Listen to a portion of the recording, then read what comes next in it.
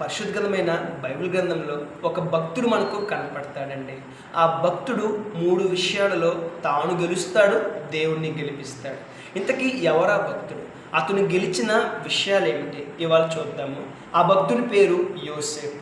ఈ యోసేపు అనే భక్తుడు 3 విషయాలలో తాను గెలిచాడు, తన దేవుణ్ణి గెలిపించాడండి. ఇంతకీ ఏమిటి ఆ విషయాలు? మొదటిది బంధం, రెండవది భక్తి, మూడవది బాధ్యత. మొదటిది బంధము, రెండవది భక్తి, మూడవది బాధ్యత. ఎక్కడుంటాయి విషయాలు? పరిశుద్ధ గ్రంథమైన బైబిల్ గ్రంథంలోని ఆదికాండము 39, 40, 41, 42 అధ్యాయాల్లో ఉంటాయండి. మొదటిగా యోసేపు బంధంలో గెలిచాడు. తన తండ్రి మాట జవదాటకుండా బతికాడు. తండ్రి మాటకు విధేయత చూపించాడు. తన అన్నదమ్ములను ప్రేమించాడు, వారిని కనికరించాడు. వారు చేసిన ఆ యొక్క ఇబ్బందికరమైన పరిస్థితులను కూడా అతను సహించి వారిని ప్రేమించాడు. బంధంలో గెలిచాడు. రెండవది భక్తిలో గెలిచాడు. యోసేపుకు యవన ప్రాయంలో శోధనలు వస్తూ ఉంటాయండి.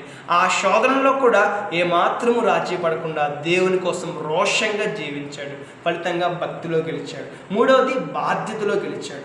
యోసేపుకు చాలా బాధ్యతలు ఇవ్వబడ్డాయి కదా.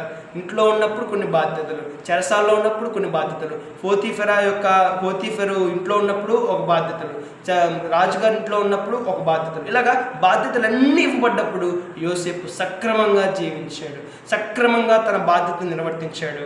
ఫలితంగా దేవుడు ఆశీర్వదించాడు. 3 విషయాలలో యోసేపు దేవుని గెలిపించాడు. తాను గెలిచాడు, దేవుని గెలిపించాడు. మన జీవితం ఎలా ఉన్నది? యోసేపు వలె బంధంలో గెలుస్తున్నామా? యోసేపు వలె బాధ్యతలో గెలుస్తున్నామా?